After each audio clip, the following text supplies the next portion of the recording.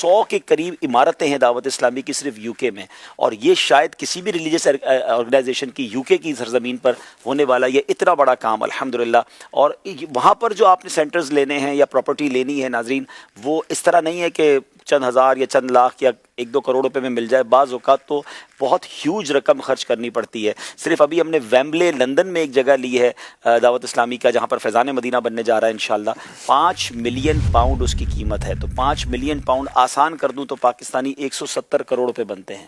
تو اب یہ الحمدللہ 170 کروڑ بھی آسان کرے تو ارب میں آئے گا کوئی فگر؟ 1 ارب 70 کروڑ روپے، 1 ارب 70 کروڑ روپے۔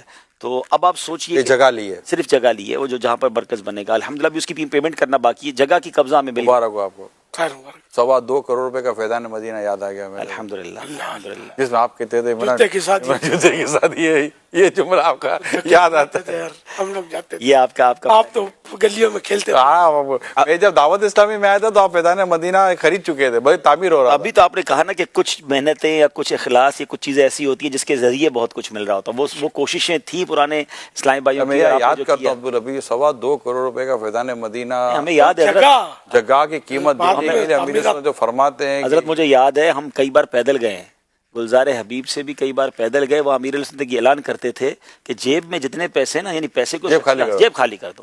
تو یعنی کتنی جمعراتیں میں جیب خالی کی ہیں، اور وہاں سے صدر تک پیدل جاتے تھے کیونکہ پیسے کرائے کے بھی نہیں ہوتے تھے اسلامی بھائیوں کے پاس۔